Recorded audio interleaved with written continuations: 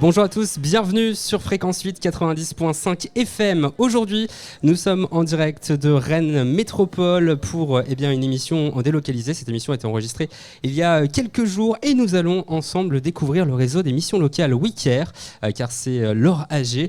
J'ai avec moi deux jeunes issus d'ateliers auxquels ils ont pu participer grâce à WeCare et Radio Fréquence 8.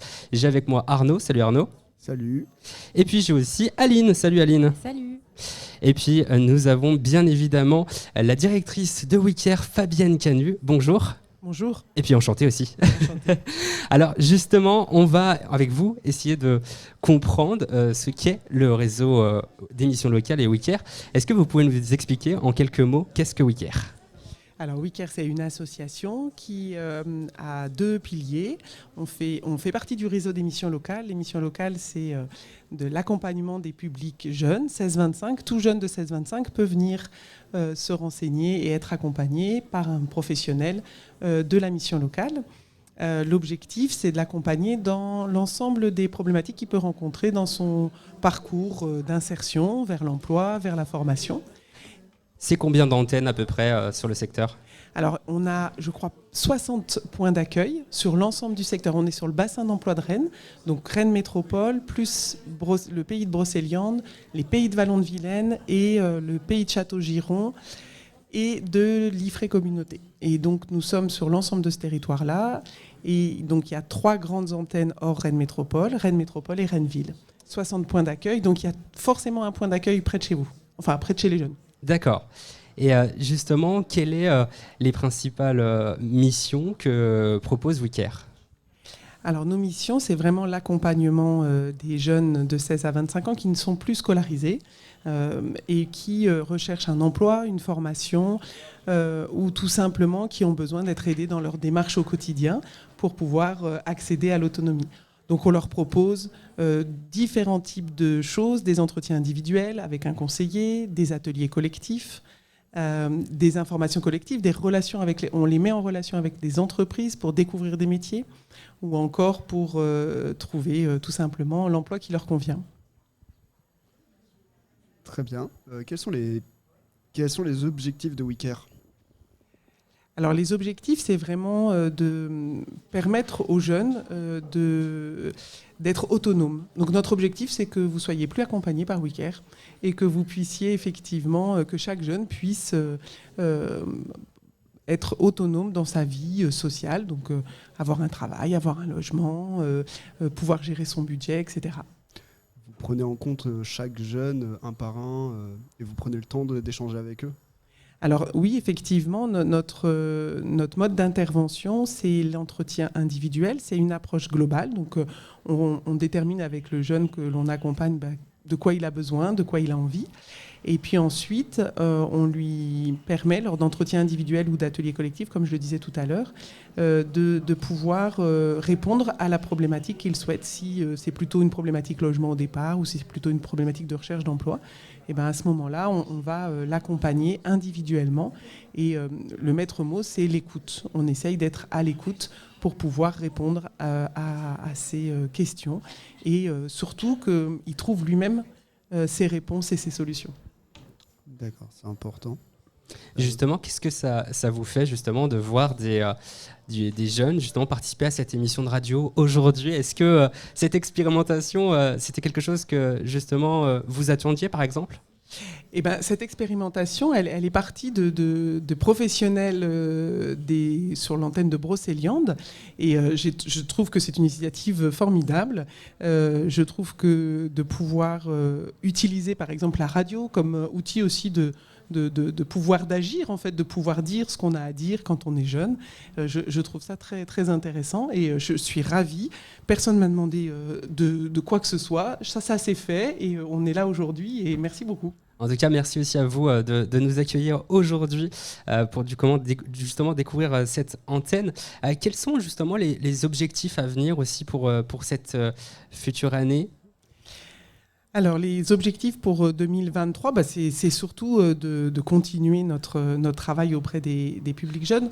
On a quand même il y a un certain nombre de difficultés auxquelles sont confrontés aujourd'hui les jeunes, des problématiques autour de la santé, autour du logement, avec notamment sur le bassin de Rennes des grosses problématiques de logement. Donc l'objectif, c'est vraiment d'essayer de continuer à trouver des solutions et de pouvoir effectivement répondre à ces problématiques. C'est aussi répondre aux problématiques des entreprises qui aujourd'hui parfois sont en recherche de personnes pour travailler, de recherche de main-d'œuvre et qui ne trouvent pas forcément. Et notre objectif, ça va être de les mettre en relation. Parce que parfois, les entreprises et les jeunes, en fait, ça pourrait tout à fait matcher, mais simplement, ils ne se connaissent pas, ils ne se trouvent pas. Donc notre objectif, c'est aussi de mettre en relation des gens qui, a priori, ne se rencontreraient pas. Alors, on a fêté aussi l'anniversaire de votre antenne il n'y a pas si longtemps que ça. Justement, quels sont les souvenirs que vous pourriez nous remémorer de ces 40 ans d'existence ? Alors, oh là là, les souvenirs des 40 ans d'existence. Alors d'abord, je n'ai pas connu les 40 ans. Et puis, en tout cas, ce qui est marquant, c'est que ce travail des missions locales, il émane en 1982 d'un vrai souhait de ce qu'on a appelé la seconde chance, c'est-à-dire pour des jeunes qui étaient sortis de l'école peut-être un petit peu trop tôt ou qui n'avaient pas trouvé leur voie, tout simplement, de pouvoir leur permettre d'accéder à cette seconde chance par un accès à la qualification, à la formation ou bien à l'emploi et de pouvoir les accompagner dans leur globalité. Dans l'idée de ces 40 ans, il y aurait beaucoup de souvenirs, les interventions de Bertrand Schwartz notamment, qui est décédé aujourd'hui, mais qui a été l'initiateur des missions locales et qui était un homme assez formidable dans le sens où il avait un petit peu un coup d'avance et il avait bien perçu que la jeunesse c'est une période bien particulière et qu'on a besoin de s'occuper des jeunes de façon un peu différente. Alors, avant de vous libérer et de vous laisser continuer cette belle journée, j'avais envie de vous diffuser un petit extrait justement de l'atelier qui va être bientôt diffusé sur nos ondes de Fréquence 8. On pourra vous communiquer notamment les dates sur le site fréquence8.fr et bien sûr sur nos réseaux sociaux. Un petit extrait pour vous faire découvrir justement cet atelier, ce rendez-vous. Et on revient juste après. À tout de suite. Eh bien, moi j'ai de bonnes impressions puisque je suis en service civique à la mission locale. Ce sera un peu le comble de dire que je ne suis pas convaincue. Moi personnellement, ça me plaît bien. Aujourd'hui, on a eu la chance du coup de faire de la radio et faire cette émission. C'était incroyable.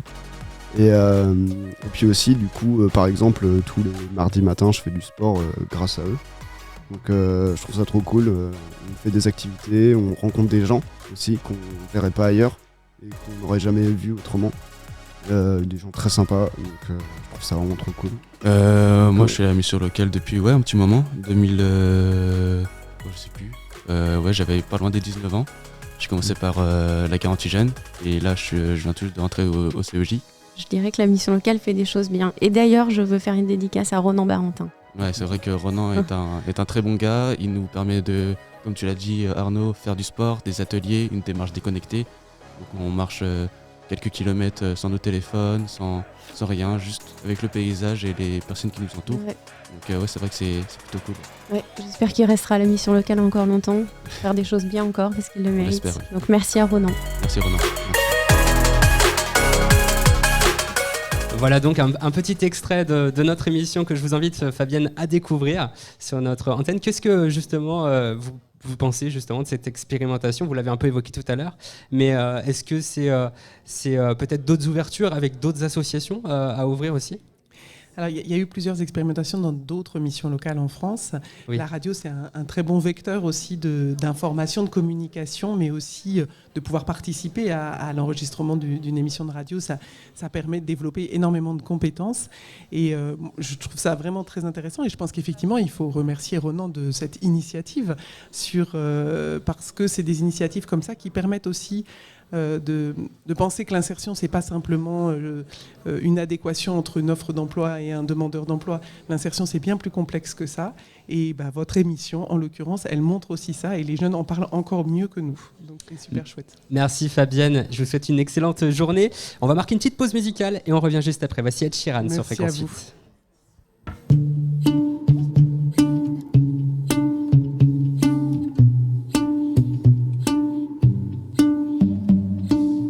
know it's a bad idea, but how can I help myself? Been inside for most this year, and I thought a few drinks they might help. It's been a while, my dear, dealing with the cards life dealt. I'm still holding back these tears, well, my friends are somewhere else. I pictured this year a little bit different when it hit February. A step in the bar, it hit me so hard, or how can it be this heavy? Every song reminds me you're gone, and I feel the lump form in my throat, 'cause I'm here alone, just dancing with my eyes closed. 'Cause everywhere I look I still see you, and time is moving so slow, and I don't know what else that I can do, so I'll keep dancing with my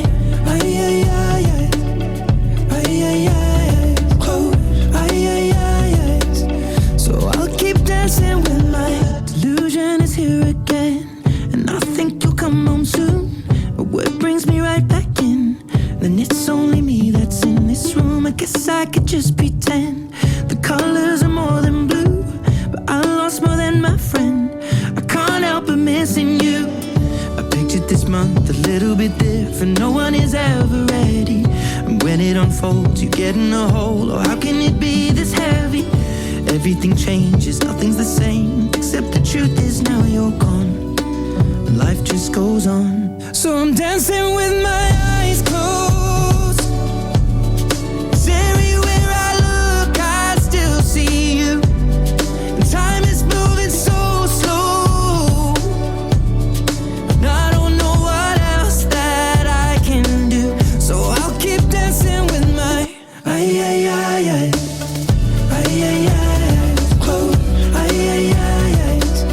so I'll keep dancing with my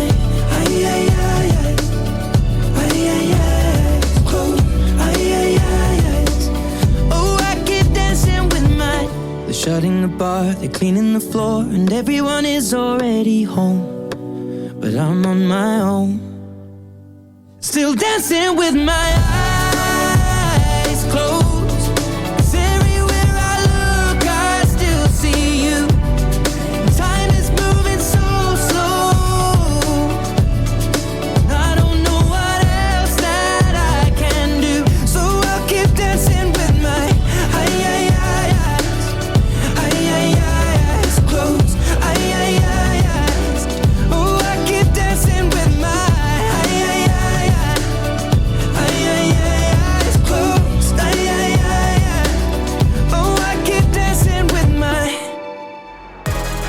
Les associations ont de la voix sur Fréquence 8.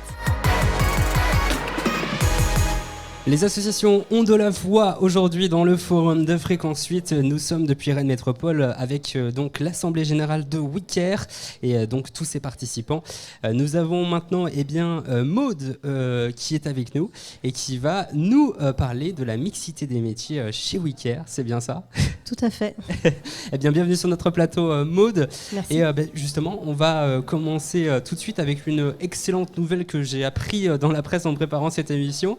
WeCare a remporté le trophée de bronze dans la catégorie égalité lors du trophée initiative FSE. Alors déjà, qu'est-ce que le FSE pour les gens qui nous écoutent ? Alors le FSE, ça veut dire Fonds social européen. Et donc ce sont des fonds alloués par l'Europe au profit d'actions. Et donc nous, on a un financement spécifiquement sur l'axe égalité professionnelle femmes-hommes, avec une action spécifique aussi mixité des métiers. Alors justement, le projet mixité des métiers et diversification des choix professionnels, qu'est-ce que c'est ? En Bretagne, on a 80% des métiers qui sont non mixtes. Donc on a une forte ségrégation professionnelle encore très présente. On parle encore de métiers masculins, des métiers féminins. Et donc le fait de parler de diversification des choix professionnels, c'est de permettre en fait d'ouvrir les choix professionnels, que l'on soit garçon, homme, fille ou femme, et essayer de sortir des sentiers battus et ne pas justement être sur des métiers traditionnellement occupés par un genre. On a encore effectivement des métiers très sexués. D'accord. Comment WeCare apporte-t-il une expertise et anime-t-il ses réflexions pour promouvoir la mixité dans l'emploi ? Alors, il y a plusieurs types d'actions. Pour ma part, en fait, je co-anime un groupe de travail mixité qui rassemble différentes structures qui œuvrent dans les questions d'égalité et de mixité. Je le copilote avec la déléguée départementale droits des femmes et l'égalité. On réfléchit ensemble justement à quel type d'action pour promouvoir la place des femmes dans les métiers plutôt masculins et inversement aussi. Il ne faut pas oublier aussi de valoriser les métiers dits féminins pour casser les clichés. Et je propose aussi des ateliers de sensibilisation, à la fois pour le grand public, à la fois pour les entreprises et les professionnels qui accompagnent le public. Et puis j'interviens aussi à la demande de mes collègues qui mettent en place des actions sur des secteurs professionnels fortement masculinisés, par exemple le numérique, l'agriculture, le bâtiment. Et en interne, depuis l'été 2022, on a également mis en place un groupe de travail interne pour travailler une démarche intégrée des questions de mixité, d'égalité et d'ouvrir aussi à la question des discriminations quand on accompagne le public à WeCare. Quels sont en fait les projets et actions que vous prévoyez peut-être dans ce sens ? Pour 2023, par exemple. Pour 2023, notamment sur le groupe de travail interne, on est en train de travailler un cahier des charges pour mettre en place une formation interne sur les discriminations pour tous les salariés de WeCare. Parce que c'est vrai que WeCare, c'est une structure de service public qui permet de donner accès à des droits pour le public accompagné, comme accès à l'emploi, la mobilité, le logement, etc. Donc on est vraiment en fait dans des valeurs de lutte contre les discriminations. Et c'est important aussi de remettre en avant ces valeurs-là, de les réaffirmer et de sensibiliser, faire des piqûres de rappel, parce que les stéréotypes, c'est le premier pas vers les discriminations et on porte tous et toutes des stéréotypes. Donc voilà, ça c'est un gros projet en interne par exemple. Et ça se travaille sur la durée ou c'est plutôt des courtes Alors là, pour ce travail en interne, c'est sur la durée. C'est des choses qui, voilà, le temps de réfléchir en interne, etc., ça prend du temps, la mise en place. Et par contre, sur des choses plus courtes, eh bien, tout ce qui est atelier de sensibilisation vers le grand public, les entreprises, les professionnels, ça, c'est plus à la demande, en lien avec les partenaires du territoire. Où, voilà, par exemple, on a aussi travaillé en lien avec des actions locales, comme la programmation du mois de mars avec la ville de Rennes. Pour justement travailler sur la programmation en lien avec la Journée internationale des droits des femmes. Donc là, c'est une action locale, on intervient dessus, ou une action spécifique proposée par les partenaires, un rallye mixité par exemple, on est plusieurs à travailler dessus et on le met en place dans l'année. Voilà. Et comment vous servez peut-être des outils de communication pour pouvoir parler justement de ce sujet ? Par rapport aux actions WeCare, on va utiliser les moyens de communication directs, tout le monde connaît. Hein. Ça peut être le Ouest France, la presse pour une grosse action. Ça peut être les réseaux sociaux, ça peut être comme voilà, LinkedIn, Facebook, le site internet. Ça peut être également des vidéos YouTube aussi. Quand on a fait une action, un webinaire par exemple, on peut aussi enregistrer et laisser à diffuser. Comme ça, on a un replay. Et j'imagine aussi que peut-être des auditeurs vont se reconnaître, vont vouloir peut-être des chefs d'entreprise franchir le pas. Comment peuvent-ils justement prendre contact avec vous pour justement intégrer un des dispositifs ?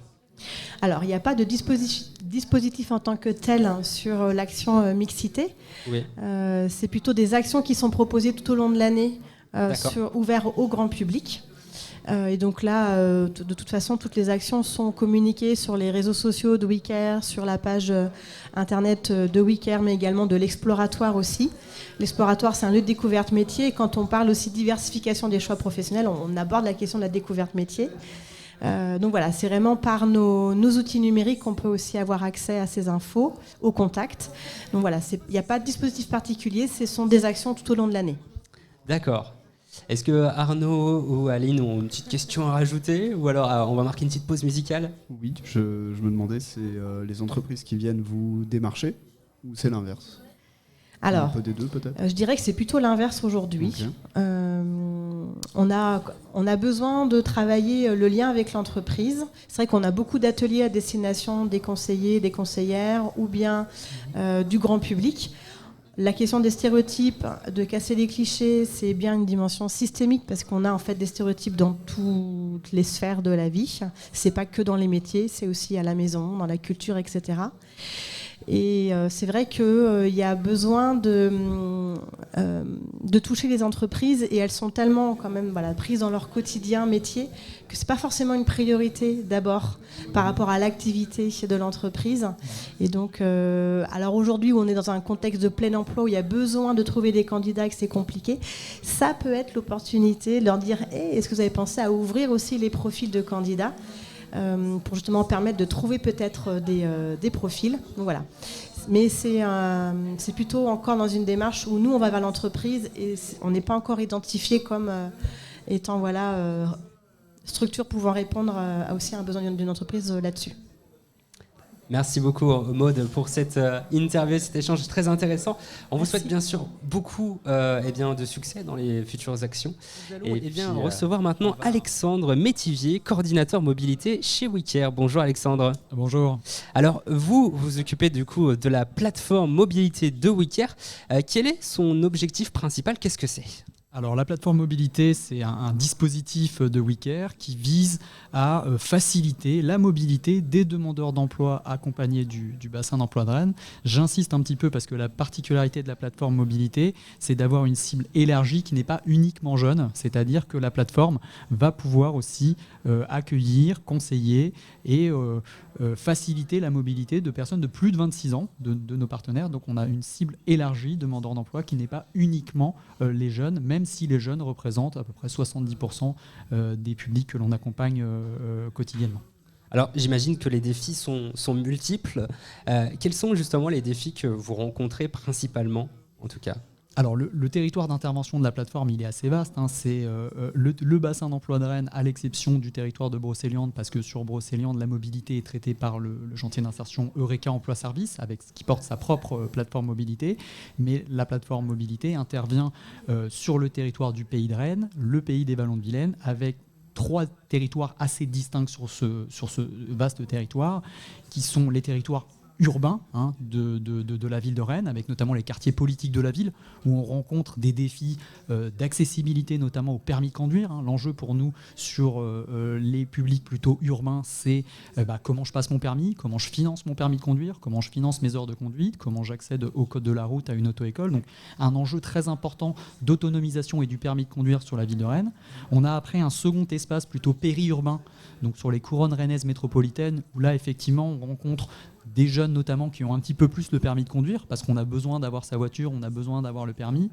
Et puis on a une troisième couronne qui sont vraiment les territoires ruraux, ce que j'évoquais avec vous, donc le nord du pays de Rennes, donc les 3 EPCI, le pays de Château-Giron Communauté, Valdy-Lobigné et Liffré-Cormier Communauté, et puis le pays des Vallons de Vilaine où là effectivement l'enjeu et l'accès au permis de conduire est très important, et aussi l'attraction vers la ville Rennes avec des représentations de ces publics-là sur les territoires ruraux, avec des freins que les personnes peuvent avoir, notamment pour se rendre sur la ville-centre et la ville de Rennes. Comment est-ce que vous palliez justement à cela ? Alors pour travailler ces freins qu'on vient d'exprimer sur la mobilité, les représentations et les difficultés que les personnes, pas uniquement les jeunes, peuvent rencontrer, on a travaillé à un format de plateforme mobilité axé sur 2 pôles principaux. Le premier, c'est le pôle de conseiller mobilité, de conseil en mobilité, où on a aujourd'hui 3 conseillers mobilité, 2 conseillers mobilité et une conseillère mobilité qui maillent ce vaste territoire. Donc Anatole Béguin, conseiller mobilité sur la ville de Rennes, Cédric Maudet, conseiller mobilité sur le Vallon de Haute-Bretagne Communauté sur le pays des Vallons de Vilaine, et Virginie Boussin, conseillère mobilité sur les 3 EPCI du nord du pays de Rennes. Donc effectivement, on a aujourd'hui ce poste, ce métier de conseiller mobilité qui est déployé localement pour travailler en proximité cette question de la mobilité. Donc voilà pour le premier pôle de la plateforme qui est le conseil en mobilité. Et le second pôle, vous l'avez bien compris, c'est le pôle permis de conduire. Parce qu'aujourd'hui, le levier principal, l'un des principaux leviers d'accès à l'autonomisation en matière de mobilité, c'est l'accès au permis de conduire. Et donc là, on a 2 monitrices auto-école, Marie Cardon et Marie Guinard, qui vont pouvoir travailler exclusivement la question du permis de conduire avec une voiture auto-école et l'agrément auto-école que WeCare a obtenu en 2022. D'accord, donc là c'est un peu tout récent, vous dites 2022. Est-ce qu'on a un petit peu un premier bilan de l'année écoulée ? Oui, tout à fait. On a un bilan très intéressant sur la plateforme avec à peu près 1000 bénéficiaires accompagnés en 2022. Toute activité, tout pôle confondu, que ce soit sur du conseil en mobilité, mais sur le pôle permis de conduire qui est un pôle très important sur lequel on a eu entre 300 et 400 personnes accompagnées sur des modules de pré-apprentissage au code de la route, parce qu'on se rend compte que sur le permis de conduire, eh bien, c'est le code de la route qui est le premier frein à la formation au permis de conduire. Donc on a des modules qu'on appelle prépa-code, de préparation au code de la route, pour arriver et amener les gens qui peuvent cumuler des difficultés de langue ou de compréhension jusqu'au code de la route. On a aussi des actions d'évaluation de conduite, des modules d'évaluation de conduite. Donc voilà, on peut se dire qu'aujourd'hui, sur une année complète 2022, c'est 1000 bénéficiaires de l'action de la plateforme, conseil en mobilité ou sur ces modules permis de conduire, prépa code de la route. D'accord. Et pour ce genre de module, vous avez des temps impartis ? C'est ça, on a des sessions. Alors c'est la prépa code, ce sont des modules qui se déroulent sur 3 mois à raison d'une séance d'1h30 par semaine. Et parce qu'on comprend bien, et puis je regarde les deux jeunes en face de moi, qu'effectivement, sur le code de la route, on va progresser dans la durée et il faut répéter, il faut réviser, et il faut travailler dans la durée pour arriver sous la barre fatidique des 6 fautes et valider son code. Et puis en parallèle de ces actions pédagogiques d'apprentissage, on a aussi un service matériel de transport à la demande solidaire Navetteval, qui est une navette solidaire de transport à la demande sur les vallons de Vilaine, qui permet à nos jeunes de pouvoir accéder aux lieux de formation avec cette navette financée par la fondation PSA et qui nous permet d'amener en CEJ notamment sur des groupes collectifs des jeunes quotidiennement. Je crois qu'Arnaud a une question. Oui, en fait, vous parlez de beaucoup d'avantages qu'il y a à passer le permis par votre organisme. Est-ce que, hors ces avantages-là, est-ce que vous avez aussi des avantages financiers ? Car on sait que ça coûte très cher et ils sont très jeunes, les personnes qui passent le permis. C'est une très bonne question, Arnaud. Effectivement, l'enjeu de notre conseillère permis monitrice auto-école, en plus de proposer des heures de conduite et de la préparation au code de la route qui s'inscrivent dans ces parcours d'accompagnement, on a un volet aussi d'articulation des aides financières. Beaucoup de jeunes et de personnes que l'on accueille sont éligibles à des aides financières au permis de conduire de leur situation de demandeur d'emploi ou de personnes en insertion. Et donc notre jeu, à nous, l'enjeu pour nous, c'est de pouvoir rendre lisibles toutes ces aides et de pouvoir les articuler entre elles de façon à réduire le coût du permis de conduire, qui est aujourd'hui le frein principal d'accès au permis de conduire. Et en plus de ces aides financières, on a un dispositif de conduite supervisée qui permet aux personnes de conduire gratuitement avec un accompagnateur bénévole sur des véhicules de Wicaire. Donc ça aussi, en plus des aides financières, ça permet de réduire la barrière du coût du permis qui est exorbitant et de plus en plus cher. Alors j'imagine aussi que vous avez des objectifs qui vont arriver. Quels sont justement les objectifs pour cette année 2023 et peut-être l'année future ? Alors les objectifs, c'est l'avenir. C'est comment on va pouvoir à Wicaire pérenniser cette équipe de 3 conseillers mobilité et de 2 monitrices auto-école. Donc effectivement, l'enjeu pour nous, c'est de travailler avec nos partenaires financiers. On a beaucoup de partenaires financiers privés et publics qui nous soutiennent sur la plateforme mobilité. Je pense au département, je pense à l'État bien évidemment, au conseil régional, à Keolis également qui nous aide et qui est présent aujourd'hui à l'AG. On a également le FAST-TT pour les intérimaires. C'est de pouvoir pérenniser tout cet écosystème de partenaires de la plateforme pour pouvoir pérenniser cette action des 3 conseillers mobilité et de la plateforme et de monter en puissance pour accueillir encore plus de personnes. Très bien. Je me demandais, vous donnez d'autres aides pour des gens qui n'ont pas le permis, par exemple, ou qui, du coup, n'auraient pas les moyens de se déplacer autrement que par les transports en commun ? Tout à fait. Alors notre credo sur la plateforme, c'est de dire aussi aux employeurs et aux partenaires du territoire que le permis n'est pas un prérequis indispensable si on a des personnes qui ont les qualités requises pour un poste. Et là, c'est le gros travail des conseillers mobilité de travailler sur des tarifications spécifiques. Je pense à la tarification spécifique sur la carte Corrigo Star. Je pense au dispositif Bresgo Solidaire qui permet de pouvoir se déplacer sur l'ensemble du réseau car et TER Bresgo à 75% de réduction pendant 1 an. Dispositif méconnu aussi du public. Et donc, on œuvre là-dessus aussi pour dire qu'effectivement, eh bien, en fonction de son statut de demandeur d'emploi, le coût de la mobilité peut être réduit et finalement ne pas être un obstacle pour pouvoir se déplacer sans permis de conduire. Donc on est sur la lisibilité et la réduction des coûts avec ces tarifications spécifiques. Merci à Alexandre, à très bientôt peut-être sur les ondes de Fréquence 8. Les associations ont de la voix sur Fréquence 8. Le forum de Fréquence 8 et nous allons parler du contrat engagement jeune et notre invitée maintenant c'est Justine. Bonjour Justine. Bonjour. Alors Justine, quel est votre rôle justement au sein de WeCare ? Alors moi je suis chargée de projet pour le D'accord. dispositif contrat d'engagement jeune à WeCare. D'accord. Alors qu'est-ce que c'est que justement ce dispositif ? Alors c'est un dispositif d'accompagnement renforcé vers l'emploi donc, qui dure entre 6 et 12 mois. Donc le jeune bénéficie d'une allocation mensuelle de 528 €. En contrepartie, il doit s'investir sur des démarches professionnelles, donc sur un rythme de 15 à 20 heures d'activité par semaine. Justement, quels sont les défis que rencontrent les jeunes avant d'accéder à ce dispositif ? Et ben, du coup, déjà, ce sont des jeunes qui sont accompagnés par WeCare, donc qui bénéficient d'un accompagnement par leur conseiller référent. Et ensuite, le conseiller peut proposer du coup le contrat d'engagement jeune, donc en fonction de la situation du jeune. Voilà, s'il a besoin d'un appui dans son projet professionnel, dans sa recherche d'emploi, et qu'il a besoin aussi de cette ressource aussi financière. Donc, alors j'imagine aussi pour les entreprises, il y a beaucoup de difficultés de recrutement. En quoi cela s'inscrit un petit peu dans ce dispositif ? Et ben, du coup, l'objectif du CEJ, c'est l'accès à l'emploi durable. Donc, du coup, on accompagne aussi les jeunes on essaie de trouver des rapprochements avec les entreprises aussi pour du coup créer du lien et du coup faire en sorte que les jeunes saisissent aussi des opportunités. Donc du coup, c'est vrai qu'il y a beaucoup d'entreprises qui ont des offres à pourvoir et qui n'ont pas de candidats. Donc du coup, nous avons les jeunes qui sont mobilisés, qui ont envie du coup d'accéder à un poste, voilà. Donc du coup, nous on peut faire le lien à ce moment-là.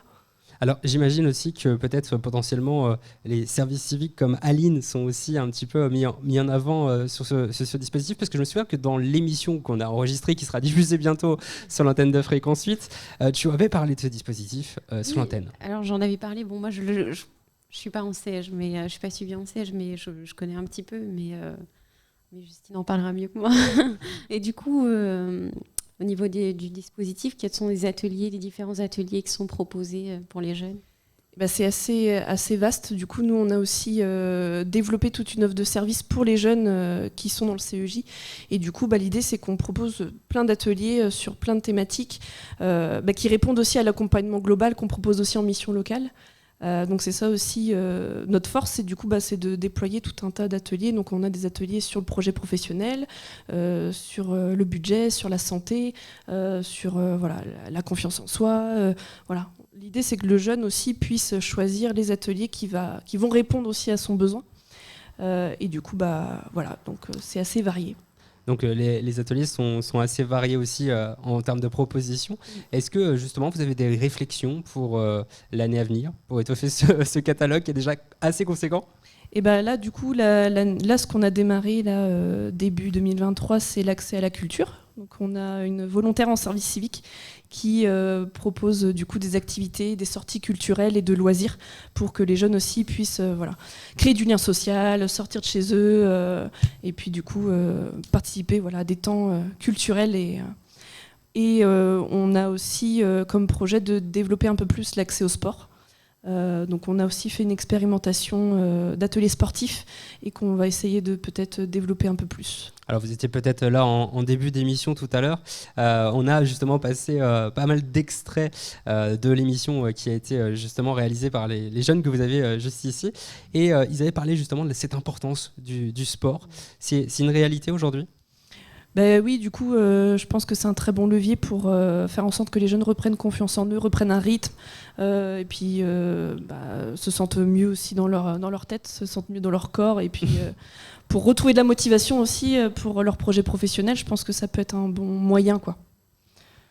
Oui, est-ce qu'il y a des prérequis à avoir pour avoir accès justement à ce droit au CEJ ? Et du coup, il faut avoir entre 16 et 25 ans. Il faut du coup être surtout disponible pour réaliser ce rythme de 15 à 20 heures d'activité en fait, par semaine. Après, il y a aussi un dossier en fait, à préparer avec le conseiller référent avant l'entrée en SEJ. Donc voilà, il y a aussi la démarche un peu plus administrative, mais c'est surtout en fait cette disponibilité et cet engagement en fait sur ces démarches en fait qu'on attend du jeune pour répondre au cadre du dispositif, quoi. Parce que l'allocation elle est versée en contrepartie aussi de l'investissement du jeune, quoi. Est-ce que vous avez un petit bilan justement des jeunes accompagnés par ce dispositif ? Pour l'instant, on n'a pas encore beaucoup de recul en fait sur du coup le dispositif. Après, ça s'inspire quand même de la garantie jeune, qui est aussi un dispositif d'accompagnement renforcé. Donc du coup, nous, on a quand même beaucoup de jeunes qui du coup sortent du coup avec des solutions d'emploi, des reprises de formation, et même si on n'arrive pas à atteindre l'objectif de la sortie en emploi ou en formation, c'est des jeunes qui ont repris quand même confiance en eux, qui sont sortis un peu plus de chez eux, qui ont participé à des ateliers et qui ont un peu plus d'idées pour leurs projets professionnels. Donc du coup, on essaye aussi de valoriser tout ça en fait. Merci beaucoup en tout cas d'être passé sur notre plateau. De retour sur Fréquence 8 90.5 FM, bientôt la fin de notre émission.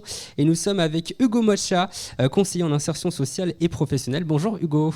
Bonjour. Alors justement, quel est ton rôle ? Alors du coup, moi je suis conseiller en insertion sociale et professionnelle à la mission locale de Rennes qui s'appelle WeCare. Oui. J'ai 3 parties dans mon intervention. Il y a une partie qui est avec les jeunes du centre-ville de Rennes. Donc en fait, là, c'est sur une intervention conseiller généraliste avec des jeunes, entre guillemets, classiques du centre-ville de Rennes. Vous avez peut-être interviewé d'autres conseillers mission locale. Oui, depuis le début de l'émission. Okay, donc je vais pas m'étendre sur cette partie-là. Les 2 autres parties, c'est avec des jeunes un peu plus spécifiques, des profils un peu plus spécifiques. Donc il y a une partie avec les jeunes mineurs non accompagnés, les MNA. Donc moi en fait j'interviens dans un foyer d'accueil d'une association de l'aide sociale à l'enfance qui s'appelle l'AREA. Et donc j'interviens sur un lieu de vie de 24 jeunes mineurs non accompagnés. Et donc ça c'est une partie, donc c'est mon 2e poste. Et mon 3e poste c'est l'intervention au sein d'un centre éducatif fermé, qui est un lieu d'alternative à l'incarcération des mineurs et qui se trouve à Jevzé et qui accueille 12 jeunes à l'année. Donc une palette d'activités que tu représentes. On va peut-être commencer par une des premières parties. Je ne sais pas par quoi tu voudrais commencer à présenter. On peut peut-être commencer par le foyer de MNA. Alors en fait c'est des mineurs c'est des MNA qui sont majeurs maintenant. C'est-à-dire qu'en fait, quand on est accompagné par l'État, donc eux, ils sont arrivés de l'extérieur de l'Europe, et ils sont arrivés seuls sur le territoire français, donc ils n'ont pas de parents, ils n'ont pas de famille sur le territoire, et ils sont pris en charge par l'aide sociale à l'enfance, donc par l'État français, le département du coup qui a cette mission. Ils sont positionnés dans des foyers. À 18 ans, ils peuvent continuer à être accompagnés jusqu'à leurs 21 ans. Donc, ils signent ce qu'on appelle un APJM, accompagnement pour jeunes majeurs. Et ils ont possibilité d'être accompagnés jusqu'à 21 ans. Donc, les jeunes avec lesquels je travaille sur l'insertion professionnelle dans le foyer de jeunes MNA sont au-dessus des 18 ans. Ils ont entre 18 et 21 ans. Ils viennent de Guinée, ils viennent de Tunisie, du Mali, de Géorgie, d'Albanie et d'Afghanistan. Donc il y a plusieurs types de migrations. Il y a des migrations un peu plus économiques du côté de l'Albanie, la Géorgie, tout ça. Et il y a aussi les guerres, l'Afghanistan et migration d'Afrique noire du coup aussi. Voilà. Plein de raisons différentes. Mais en tout cas, ils atterrissent tous au foyer. Et du coup, moi, je fais l'insertion professionnelle avec eux. Donc, en fonction de leur projet, je vais avancer avec eux sur des formations, sur de l'emploi, sur des stages pour découvrir des métiers. Voilà. Comme le fait un conseiller classique, sauf que j'interviens là où ils habitent. Donc, je peux faire un entretien dans une cuisine pendant qu'ils sont en train de cuisiner, ou ils peuvent sortir de la douche en claquette et puis passer me voir pour me parler du stage qu'ils ont fait la semaine dernière. Donc voilà, c'est ça qui fait un petit peu la spécificité du travail. Donc tu es vraiment sur quelque chose de très humain, du coup. Tu es beaucoup dans le dialogue. Ouais. Est-ce que justement tu rencontres peut-être des difficultés sur l'approche, sur je sais pas.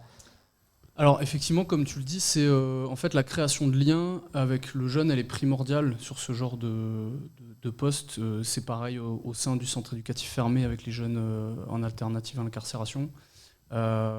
C'est pas des profils similaires, par contre c'est des jeunes qui ont besoin qu'on crée du lien un petit peu, on va dire, différemment que dans les institutions où on va les recevoir dans des bureaux de manière assez classique.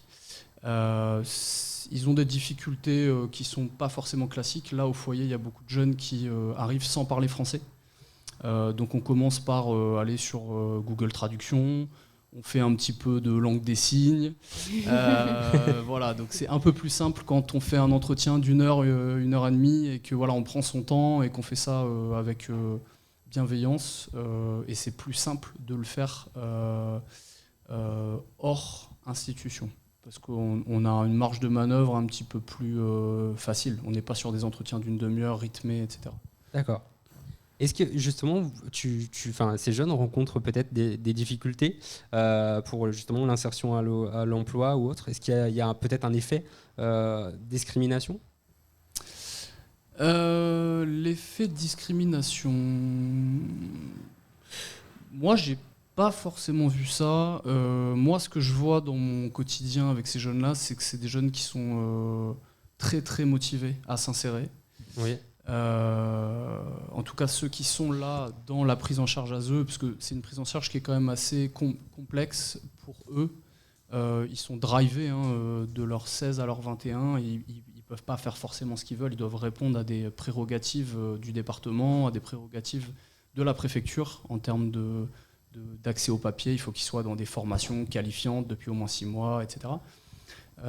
Donc pour ceux qui sont pris en charge là, après 18 ans, ils sont extrêmement motivés et du coup, ils redoublent d'efforts sur l'emploi, sur les apprentissages. Et de ce fait, je pense que les entreprises comprennent que là, on a vraiment des jeunes qui ont envie, quoi. Chose qui, des fois, peut être un petit peu moins facile avec les jeunes français. Il y a beaucoup de jeunes qui travaillent dans le bâtiment, des jeunes migrants, donc c'est des conditions de travail qui sont assez dures. Et je pense que beaucoup de jeunes Français ne sont pas forcément ouverts à ce type d'emploi difficile, et alors que les jeunes migrants, pour eux, c'est une carte à jouer pour leur insertion, leur intégration, et ils la jouent volontairement. Et je pense que grâce à ça se passe plutôt pas mal. Ouais. Donc il y a des domaines comme ça spécifiques peut-être auxquels il y a une forte demande? Alors, il y a une forte demande sur le bâtiment, du côté de la filière bâtiment, et aussi du côté des jeunes que j'accompagne, pour qui, dans leur pays d'origine, savoir construire une maison, pour eux, c'est quelque chose d'honorable. Donc voilà, ils sont très ouverts à tout ce qui est manuel, et ils sont assez forts là-dedans. Donc ils s'orientent naturellement vers le bâtiment. Après, il y a aussi la restauration, oui. La mécanique, et puis après, on va avoir d'autres projets aussi dans l'informatique, etc. Mais ce qui prédomine, c'est surtout le bâtiment. D'accord. Et quels sont justement les objectifs que tu te fixes pour cette année? Les objectifs avec ces jeunes-là? Oui. Alors moi, je vois pas sur l'année, je fais la semaine. Ça fait beaucoup de travail à imaginer sur un an. J'imagine. Sur une semaine, c'est pas mal. L'objectif, c'est l'autonomie du jeune, en fait, l'accès à l'emploi, l'accès à la formation, etc. Et moi, je suis dans la continuité d'accompagnement, comme mes collègues Wicker. C'est-à-dire qu'on ne lâche pas le jeune, quoi. Qu'il ait retrouvé un emploi, c'est bien. Après, cet emploi, il peut ne pas lui plaire, il peut le quitter et se retrouver à nouveau sans emploi. Sur le côté, il y a le logement, il y a la santé, il y a l'accès au droit avec la préfecture aussi qui peut des fois être compliqué.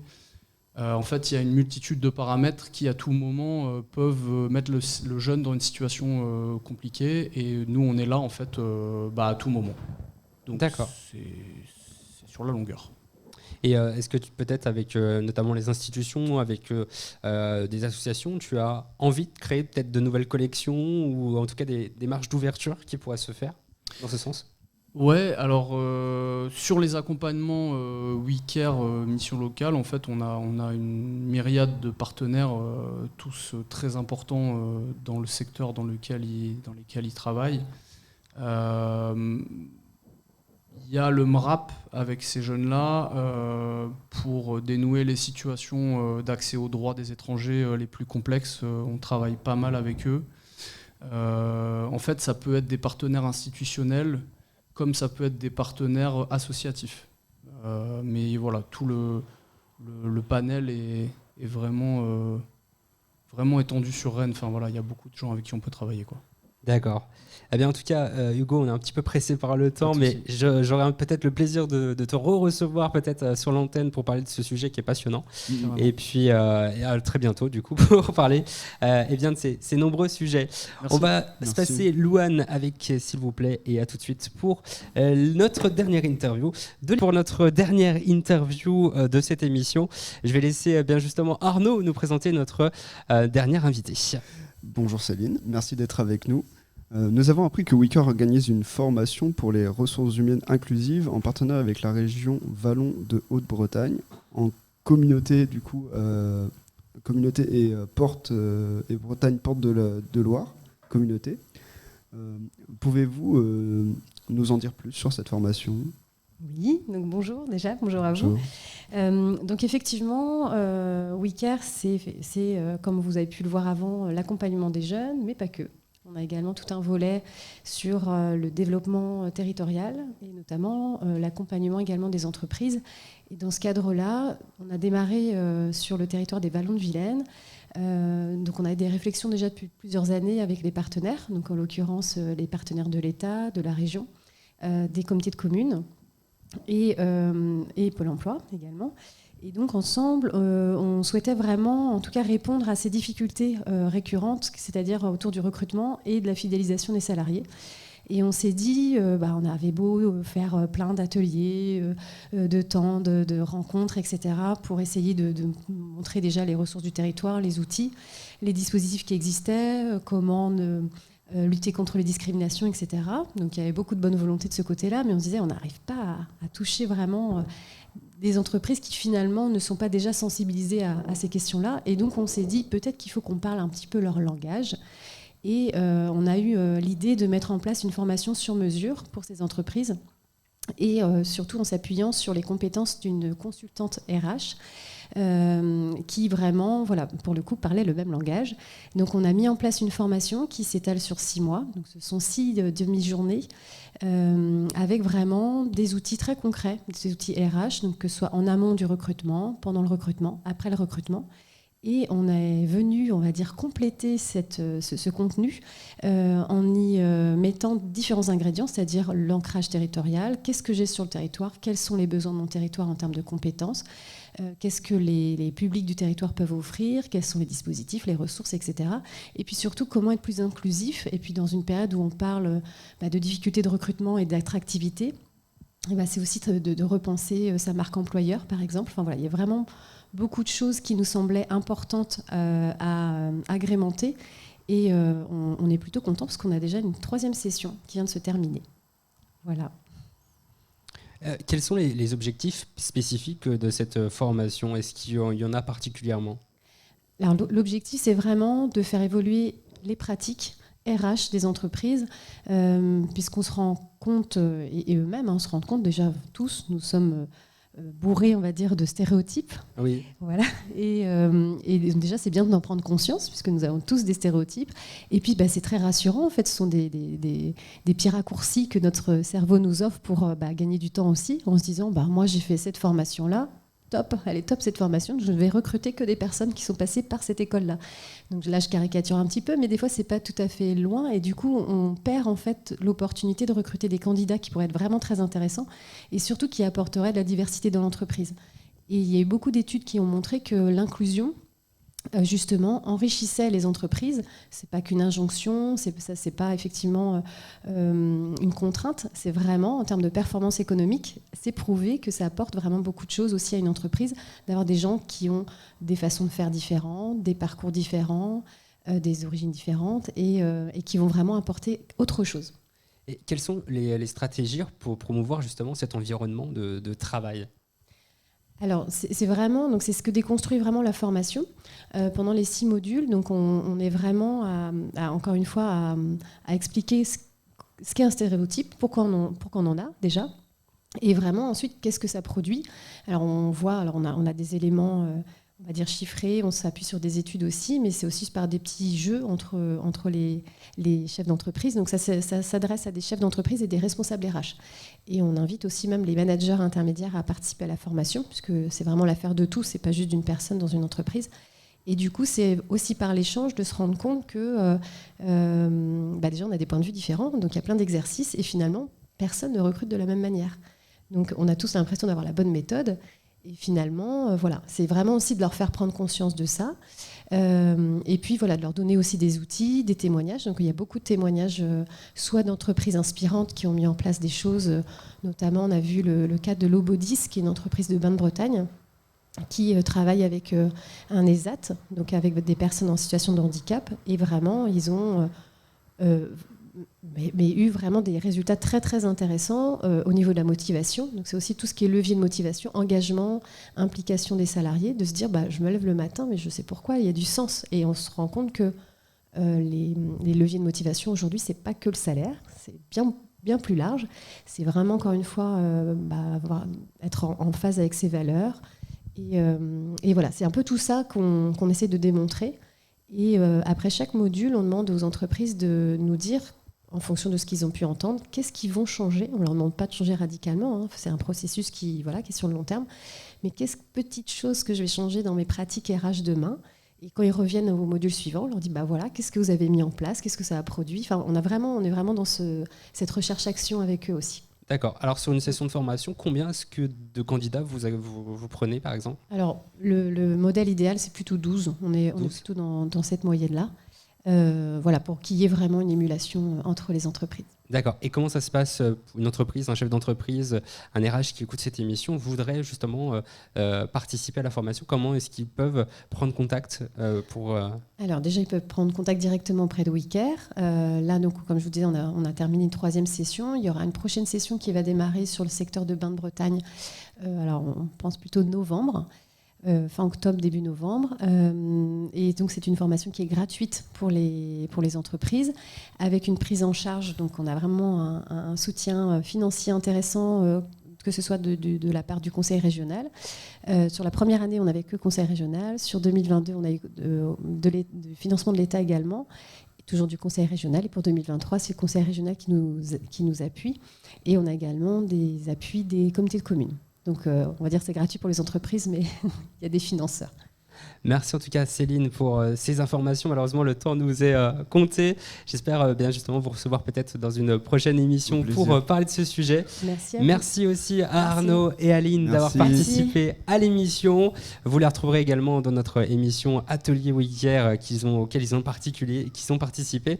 Alors merci en tout cas à vous d'avoir suivi ça. Vous allez pouvoir suivre bien sûr toute cette aventure en vidéo, tous les podcasts directement et bien sur notre site internet fréquence8.fr et sur l'ensemble de nos réseaux sociaux. À bientôt. Les associations ont de la voix sur Fréquence 8.